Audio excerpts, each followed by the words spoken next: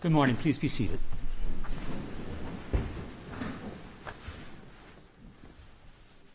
Calling Part 59 calendar number 1, Donald Trump, indictment 71543 of 23. Your appearances, please. Good morning. For the people, ADA's Joshua Steinglass, Christopher Conroy, Susan Hoffinger, Becky Mangold, Matthew Colangelo, and Catherine Ellis. Good morning, people. Emil Bovey for President Trump, who's appearing via Teams. He's co-located with my partner, Todd Blanche. All right. Good morning, Mr. Bovey. Good morning, Mr. Blanche. Good morning, Mr. Trump. Good morning. Although Mr. Bovey has already alluded to it, just for the record, I want to make clear that Mr. Blanche is appearing virtually with Mr. Trump, and you're currently in Florida. Is that correct? Yes, that's correct, Your Honor. Okay, and Mr. Trump's other attorney, Mr. Bovey, is with us in the courtroom. Pursuant to this court's decision and order dated January 3rd, 2025, Mr. Trump was given the option of appearing virtually, and subsequently counsel for Mr. Trump informed this court that Mr. Trump had elected to waive personal appearance and appear virtually.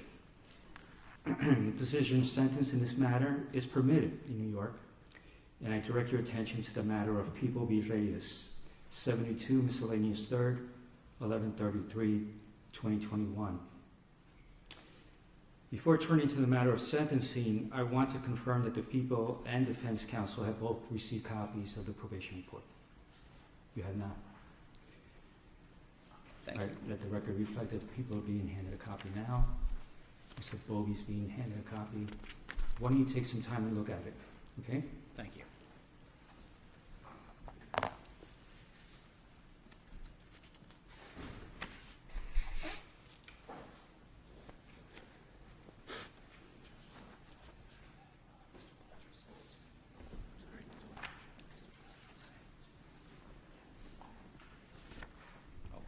While the parties look at the probation report, Mr. Blanche, I'd like to confirm that you received an e-copy of the report. Yes, Your Honor. We received a copy this morning, and I have it in front of me. Is there anything about that report that you would like to put on the record? Nothing other than the fact that it was that some of the facts and procedural history, especially involving other cases, are not up to date because of what's happened since the date of the report. But otherwise, given what we expect is happening today, nothing. Okay, thank you.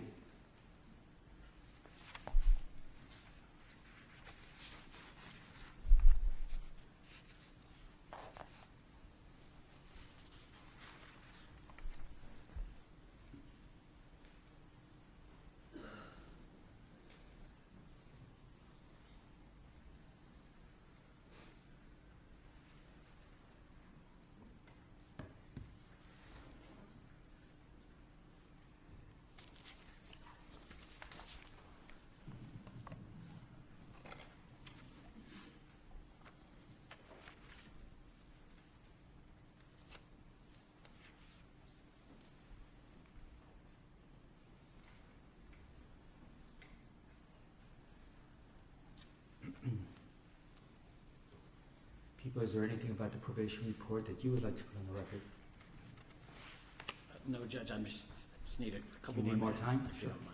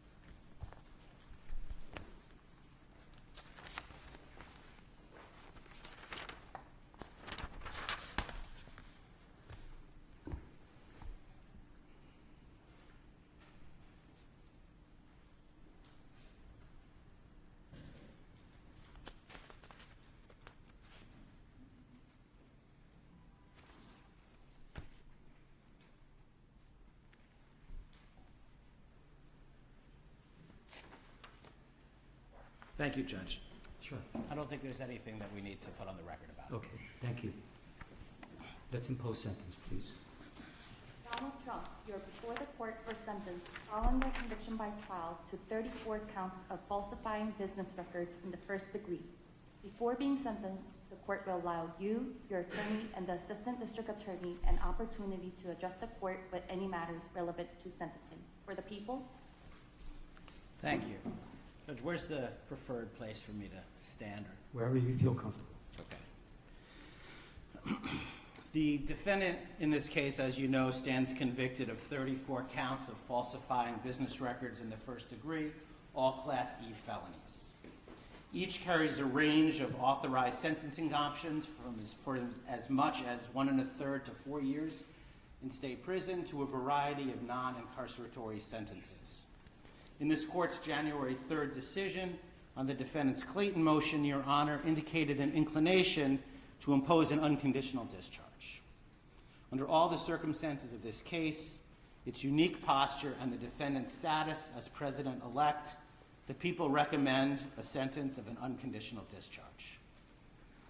In finding the defendant guilty in this case, the jury necessarily found unanimously that the defendant falsified 34 separate entries in his business records with the intent to defraud, which included an intent to commit or conceal a conspiracy to promote his own election by unlawful means. Having presided over the trial, Your Honor is very familiar with the conduct, its seriousness, and the overwhelming evidence to support the jury's verdict. I'm certainly not going to rehash that now. In last week's decision on January 3rd, this court referred to the gravamen of the defendant's conduct, his criminal conduct in this case, as constituting, quote, premeditated and continuous deception. The verdict was delivered by a jury that was carefully chosen using an extensive questionnaire based on suggestions from both parties and after thorough questioning of the prospective jurors by both sides. The verdict in this case was unanimous and decisive, and it must be respected. As this court has observed, quote, the sanctity of a jury verdict and the deference that must be accorded to it is a bedrock principle in our nation's jurisprudence. The defendant's conduct before, during, and after this trial also merits consideration. Instead of preserving, protecting, and defending our constitutionally established system of criminal justice, the defendant, the once and future President of the United States, has engaged in a coordinated campaign to undermine its legitimacy. Far from expressing any kind of remorse for his criminal conduct, the defendant has purposefully bred disdain for our judicial institutions and the rule of law. And he's done this to serve his own ends and to encourage others to reject the jury verdict that he finds so distasteful. He has characterized these proceedings as corrupt, rigged, a witch hunt, or a sham too many times to tabulate. The defendant's rhetoric has only ratcheted up since this court's rulings on his motions to dismiss. He has been unrelenting in his unsubstantiated attacks upon this court and its family, individual prosecutors and their families, the witnesses, the grand jury, the trial jury, and the justice system as a whole. The defendant has not only been held in contempt by other jurists in other matters, but this court alone found the defendant in contempt for 10 distinct violations of the order restricting extrajudicial speech. In his legal filings, the defendant has used dangerous rhetoric in leveling accusations of intentionally unlawful and unconstitutional conduct on the part of this court and the prosecution. As this court has noted, the defendant's conduct, quote, constitutes a direct attack on the rule of law itself. Moreover, the defendant has publicly threatened to retaliate against the prosecutors who have sought to hold him accountable in this and other matters, and the courts who have endeavored to fairly and faithfully adjudicate these matters. Such threats are designed to have a chilling effect, to intimidate those who have the responsibility to enforce our laws, in the hopes that they will ignore the defendant's transgressions because they fear that he is simply too powerful to be subjected to the same rule of law as the rest of us. In his 2024 end-of-year report, United States Supreme Court Chief Justice Roberts warned of the dangers of such conduct. Quote, "Public officials, too, regrettably, have engaged in recent attempts to intimidate judges. For example, suggesting political bias in the judge's adverse rulings without credible basis for such allegations," end quote. Chief Justice Roberts continued, quote, "Attempts to intimidate judges for their rulings are inappropriate and should be vigorously opposed. Public officials certainly have a right to criticize the work of the judiciary, but they should be mindful that intemperance in their statements when it comes to judges may prompt dangerous reactions by others." Chief Justice Roberts also spoke of the dangers of disinformation, which are, quote, "magnified by social media, which provides a ready channel to instantly spread rumor and false information." Put simply, this defendant has caused enduring damage to public perception of the criminal justice system and has placed officers of the court in harm's way. In the probation report, which we just received this morning, the author, having interviewed the defendant, noted that the defendant sees himself as above the law and won't accept responsibility for his actions. And that's certainly consistent with everything else that we've seen. Now, in a typical case, both the offense conduct and these other exacerbating factors would impact the appropriate sentence. But in this case, we must be respectful of the office of the presidency and mindful of the fact that the defendant will be inaugurated as president in 10 days. Any undischarged portion of a sentence has the potential to interfere with the defendant's performance of the duties of his office.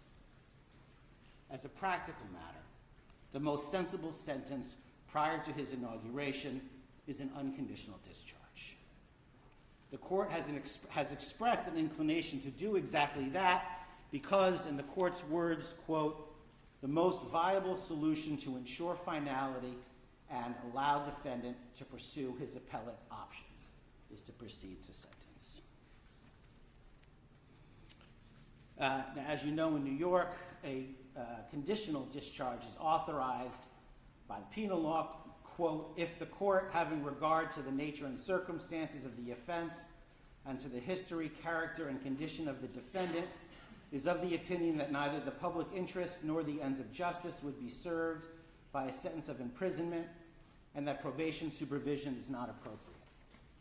An unconditional discharge is authorized if a conditional discharge is authorized and, quote, "if the court is of the opinion that no proper purpose would be served by imposing any condition upon the defendant's release." Because these crimes are felonies, the court must set forth in the record the reasons for its action. The American public has the right to a presidency unencumbered by pending court proceedings or ongoing sentence-related obligations. But imposing this sentence ensures that finality. Sentencing the defendant permits this court to enter judgment, to cement the defendant's status as a convicted felon while he pursues whatever appeals he intends to pursue. And it gives full effect and respect to the jury's verdict while preserving the defendant's ability to govern. People therefore recommend that this court impose a sentence of an unconditional discharge. Thank you. Thank you. Counsel. Thank you, Your Honor. I very, very much disagree with much of what the government just said about this case about the legitimacy of what happened in this courtroom during the trial and about President Trump's conduct fighting this case from before it was indicted to while it was indicted, through the jury's verdict, and even to this day. What the government just said presupposes something that we disagree with very much, which was that this was an appropriate case to be brought. It was not. This case, without a doubt, knowing everything we know about the timing of the investigation, the fact that multiple prosecutors looked at the fact of this case, including prosecutors within the district attorney's office in New York County, and made a decision not to bring charges. As the court knows, shortly after President Trump announced his intention to run for re-election, this case was started for what amounted to a third time, which brings us ultimately to where we are today. A lot of what the government just said presupposes that this case is legally appropriate and that the charges that were brought by the people were consistent with the laws of New York. Again, we very much disagree with that, and as everybody has been noted, because it's true, we certainly intend on appealing that. And it's not, by the way, just counsel and President Trump that feels that way. There's many, many, many legal experts that share the same views that I just said, which is that legally this case should not have been brought, both based on the facts that were established at trial and also on the legal basis for which they were brought. But it's also not just the legal experts, not just counsel, and not just President Trump, but the majority of the American people also agree that this case should not have been brought. I mean, the interesting thing about the fact that there was a trial for the first time in our history, a criminal trial during an election season, is that the American voters got a chance to see and decide for themselves whether this is the kind of case that should have been brought. And they decided. And that's why in 10 days, President Trump was going to assume the office of the President of the United States. And certainly we're here for the court to sentence President Trump to an unconditional discharge.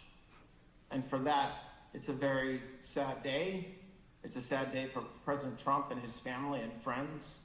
But it's also, in counsel's view, a sad day for this country, because this was a case, without a doubt, that was brought by a district attorney who promised that he would go after President Trump if elected, and felt like he had to go through with that promise. And so that's sad. And I hope, and I know that President Trump shares this view, that this will never happen again in this country. And so we certainly understand where we are today. We very much intend on pursuing an appeal of this verdict and what happened during this investigation. And we certainly believe that the only appropriate sentence, if one's to be imposed at all, which we very much believe it shouldn't be, and that the case should be dismissed, is a sentence of an unconditional discharge. Thank you. Thank you. Would your client like to be heard? Yes, thank you, Your Honor. This has been a very terrible experience. I think it's been a tremendous setback for New York and the New York court system. This is a case that Alvin Bragg did not want to bring. He thought it was, from what I read and from what I hear, inappropriately handled before he got there. A gentleman from a law firm came in and acted as a district attorney, and that gentleman, from what I heard, was a criminal or almost criminal in what he did. It was very inappropriate. It was somebody involved with my political opponent. Part of the records that we're talking about, they're saying, I just noticed where he said I was falsifying business records. Well, the falsification of business records, as they say it, was calling a legal expense in the books where everybody could see them, a legal expense. In other words, that legal fees or legal expense were put down as legal expense by accountants. They weren't put down by me, they were put down by accountants. I didn't call them construction, concrete work, I didn't call them electrical work, I didn't call them any. They called a legal fee or a legal expense, and for this, I got indicted. It's incredible, actually. Now, if you look, my attorney alluded to it, the top legal scholars and legal pundits in this country, the ones that are quoted all the time on television, that are making their views felt and highly respected people, have said, everyone, virtually everyone that I know of, I haven't seen any to the contrary, not one, and none. These people are not exactly friends of mine, to put it mildly, but they all said this is a case that should have never been brought. It's an injustice of justice. Very respected Jonathan Turley, Andy McCarthy, Judge David Rifkin, a wonderful man who just passed away, by the way, Greg Jarrett, Ellie Honig from CNN, of all places. CNN said that. Paul Ingratian, Alan Dershowitz, they all said this is not a case that should be brought. It's not, think about it, legal expenses are down as legal expenses, and I get indicted for business records. Everybody should be so accurate. It's been a political witch hunt. It was done to damage my reputation so that I'd lose the election, and obviously that didn't work. And the people of our country got to see this firsthand because they watched the case in your courtroom. They got to see this firsthand, and then they voted, and I won and got the largest number of votes by far of any Republican candidate in history, and won, as you know, all 7 swing states, won conclusively all 7 swing states, and won the popular vote by millions and millions of votes. And they've been watching your trial, so they understood it. I wasn't allowed to use the lawyer-client privilege or the reliance on counsel. I had a lawyer that made this deal, and he admitted that. And he was also a totally discredited person. We weren't allowed to use the information from the Southern District that totally discredited him. It wasn't allowed to be put in. And that was terrible, unbelievable. And this is a man who's got no standing. He's been disbarred on other matters, unrelated. And he was allowed to talk as though he were George Washington. But he's not George Washington. He shouldn't have been allowed. The Southern District did a book of approximately 28 pages where I've never seen anything like it. They excoriated him. You wouldn't let it be put into evidence. So he was able to testify as a witness, and I think it's a disgrace to the system. I was under a gag order. I'm the first president in history that was under a gag order where I couldn't talk about aspects of the case that are very important. I guess I'm still under, so probably I won't do it now. I assume I'm still under a gag order. But the fact is that I'm totally innocent. I did nothing wrong. They talked about business records, and the business records were extremely accurately counted. I had nothing to do with them. That was done by an accountant or bookkeeper who I think gave very credible testimony and was corroborated by everybody that was asked. And with all that's happening in our country today, with a city that's burning to the ground, one of our largest, most important cities burning to the ground, with wars that are uncontrollably going on, with all of the problems of inflation and attacks on countries and all of the horrible things that are going on, I got indicted over calling a legal expense a legal expense. It was called a legal expense. I just want to say I think it's an embarrassment to New York, and New York has a lot of problems, but this is a great embarrassment. I believe that this and other cases that were brought, as you know, the DOJ is very much involved in this case. It's because that's the political opponent they're talking about. The DOJ is very involved. You have a gentleman sitting right there from the DOJ who was from the DOJ's office. He was also involved with the New York State Attorney General's case. And he went from there to here. He went around and did what he had to do. He got them to move on me. But in the meantime, I won the election, and a massive landslide, and the people of this country understand what's gone on. This has been a weaponization of government. They call it lawfare. Never happened to any extent like this, but never happened in our country before. And I'd just like to exclaim that I was treated very, very unfairly. And I thank you very much. Thank you, Mr. Trump. Mr. Trump, you appear before this court today to conclude this criminal proceeding by the imposition of sentence. Although I have taken the unusual step of informing you in advance of my inclinations, before imposing sentence, I believe it is important for you, as well as those observing these proceedings, to understand my reasoning for the sentence I am about to impose. The imposition of sentence is one of the most difficult and significant decisions that any criminal court judge is called upon to make. Our legislature sets the parameters for an authorized sentence, but it is a judge that must decide what constitutes a just conclusion to a verdict of guilty. A court is vested with broad discretion in determining what sources or evidence it may consider to arrive at an appropriate sentence. In doing so, the court must consider the facts of the case along with any aggravating or mitigating circumstances.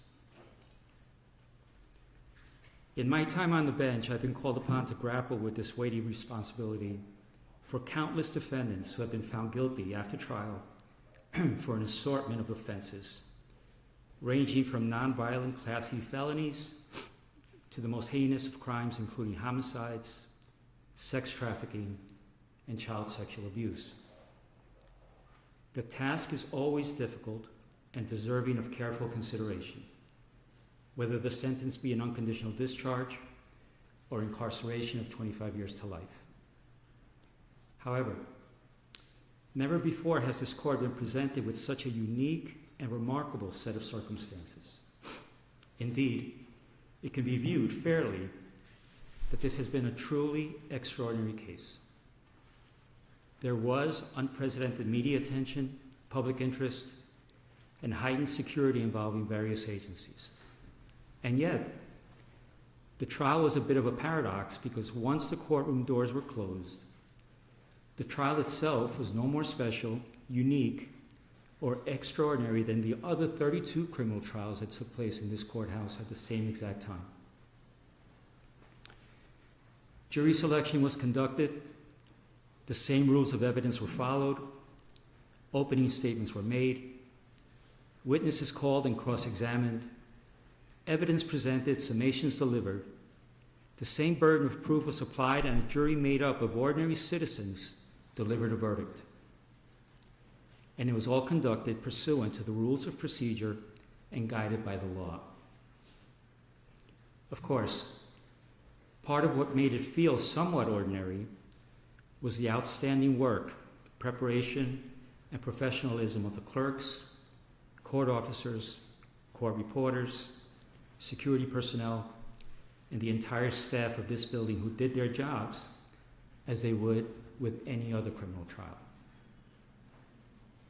So while one can argue that the trial itself was in many respects somewhat ordinary, the same cannot be said about the circumstances surrounding this sentencing.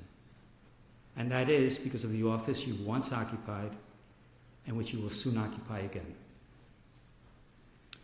To be sure, it is the legal protections afforded to the office of the President of the United States that are extraordinary, not the occupant of the office. The legal protections, especially within the context of a criminal prosecution, afforded to the office of the President have been laid out by our founders, the Constitution, and most recently interpreted by the United States Supreme Court in the matter of Trump versus the United States, which was decided on July 1st, 2024.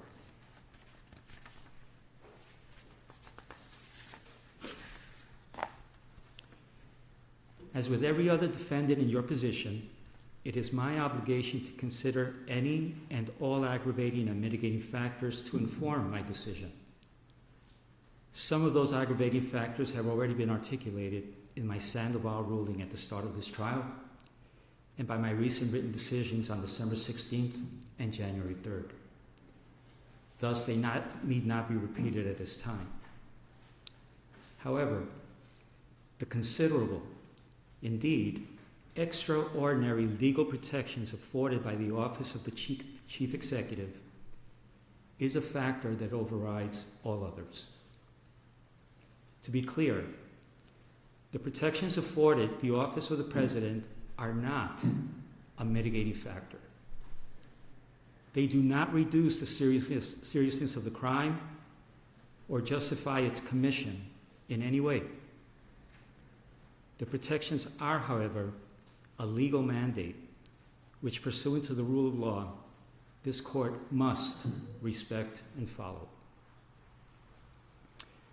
However, despite the extraordinary breadth of those protections, one power they do not provide is the power to erase a jury verdict.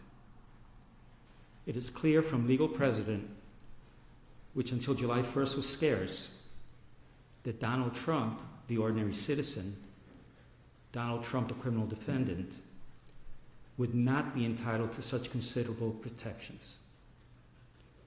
I'm referring to protections that extend well beyond those afforded the average defendant who winds their way through the criminal justice system each day. No, ordinary citizens do not receive those legal protections. It is the office of the President that bestows those far-reaching protections to the office holder. And it was the citizenry of this nation that recently decided that you should once again receive the benefits of those protections, which include, among other things, the Supremacy Clause and presidential immunity. It is through that lens and that reality that this court must determine a lawful sentence. After careful analysis, in obedience to governing mandates, and pursuant to the rule of law, this court has determined that the only lawful sentence that permits entry of a judgment of conviction without encroaching upon the highest office in the land is an unconditional discharge, which the New York State Legislature has determined is a lawful and permissible sentence for the crime of falsifying business records in the first degree. Therefore, at this time, I impose that sentence to cover all 34 counts. Sir, I wish you Godspeed as you assume your second term in office. Thank you.